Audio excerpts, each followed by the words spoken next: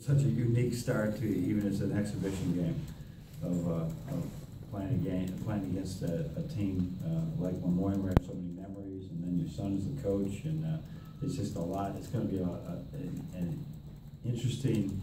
I'm going to study my feelings during the whole thing because it's going to be very interesting to see how it all goes. Because I know once the ball goes up, it will be.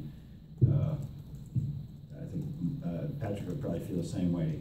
His mother could be on the other bench, and we're competing, and so it's going to be fun. I think our team is still not as healthy as I'd like us to be, but we are. We're making tiny steps. It seems like every day something small happens to take another guy out of practice and get in the way of our timing and our chemistry. But that's part of it, and we just got to play with it. We'll start with Lev. Coach, how much chatter has there been within your family about the We have several. I think we probably have, for a home game, probably a record, and it's a big family, but the record number of people coming in for one particular game. Where I have several of my nieces and nephews and coming in for the game, as well as with their own family. Andy's not going to make it, but Mark and Sean obviously will be here, and nieces and the nieces and nephews. My grandchildren will be here as well. Is it something you bring for the team, just that it's a fun thing for you to host your son? Or? No, the team doesn't. We're going to watch video today, and they do play a similar offense and defense to us, so there will be. The scout team doesn't have to do very much today to get ready. They know it, but then a lot of people know it, and then we just got to be ready to handle our counters. John? You talked about the nagging injuries that are coming in. Anything new or anything that's going to? We just can't. No, nothing that I think that needs to be to speak about. It's just Spike's working hard every day. He wasn't able to participate in several practices, and he's still just working. I think he's further away from getting where he wants to be than probably he wanted to be at this time. We're being patient. He'll play. He's going to play. Zach is not ready to play, but he's doing more than he ever was doing. But then we had a tweak here on a very good player yesterday, and a tweak that they'll be great. Hopefully they'll be ready to play tomorrow, but they are not. They could only play half of yesterday's practice. So the reports are good for today, but you just don't know. John, going back to your contract extension, you've brought a lot of stability here. You've taken this program, to the highest level. Could you just talk a little bit about it? I mean, obviously staying here means a lot to you, but just the job that you've done to kind of get it back, especially after the coaching changes. Well, thanks. It's something that in this environment, you're recruiting kids in 2017 now and 16. Right, and 17 and 18, and they want to know who's going to be coaching them. So that's a big reason, I think, where it's important that coaches are always extended out enough. And I would not be doing it if I didn't plan on doing it and was excited about doing it. And I don't think the university would have allowed me to have such a contract if they didn't believe in it as well. So I think we have a great chemistry between all of us, between President Schlissel, Jim Hackett, everybody. I think we're all, feel really good about the direction, and we're going to really work hard to, as I said, win more Big Ten championships, make another run somewhere along the line, hopefully, to good runs in the NCAA tournament, and still graduate every guy and represent the university the way we want to represent it. The ownership kind of feeling for you as far as, this is your program. Yeah. Well, it's the university's program, but I do love the idea that this is a spot. We found a spot after being a bit nomadic that the family loves, I love, my coaching staff loves, the facilities, the staffing, everything is terrific. And so let's just make this the best we can be, and just see where it all takes us. But it's a great commitment, I think, every way to the excellence that we want to have in Michigan basketball. Brandon?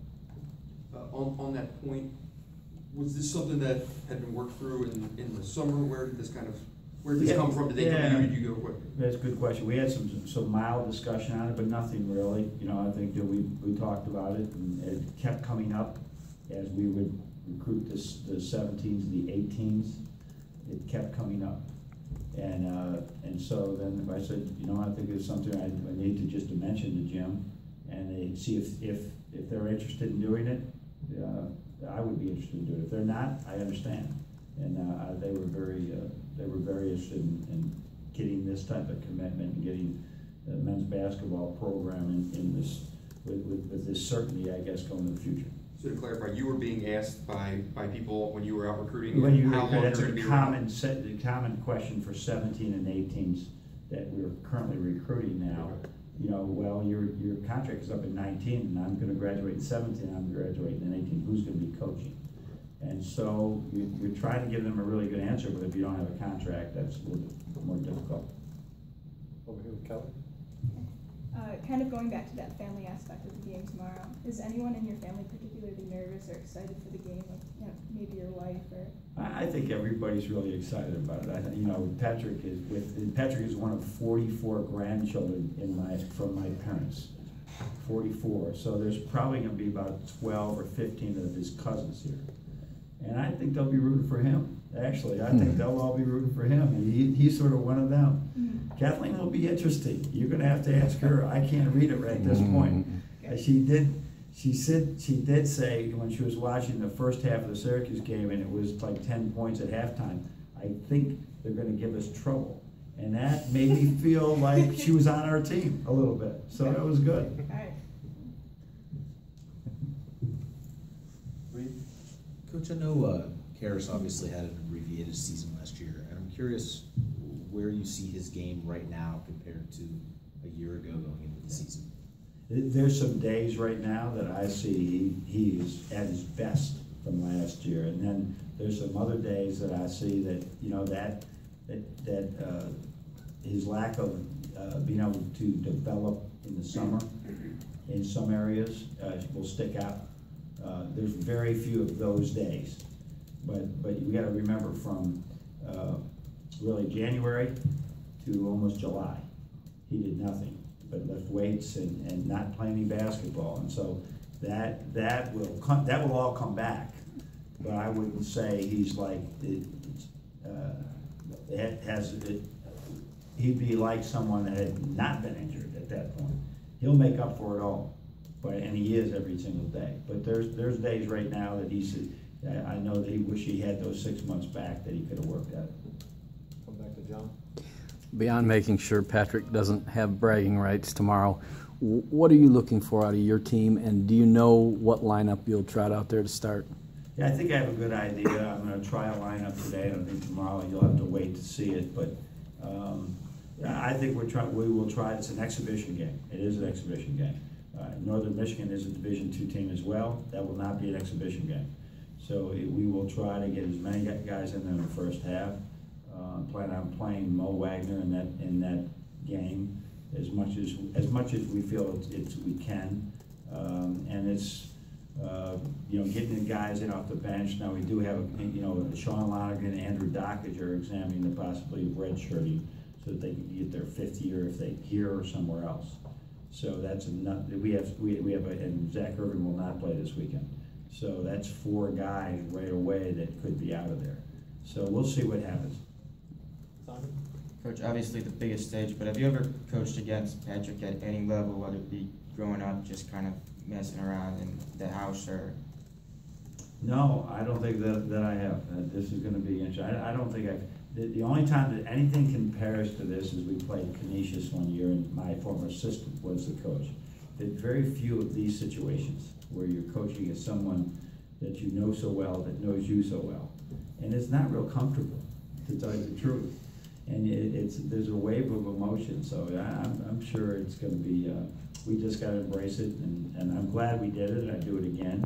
I would expect it every year, that's for sure. Have you been talking to Patrick at all throughout the week? Or? Yeah, we talked a couple of times.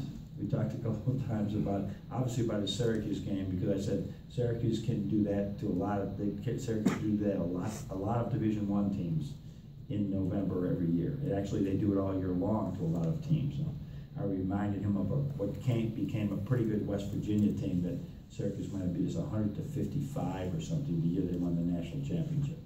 So just, it's a game, forget about it, you got better some way and move on.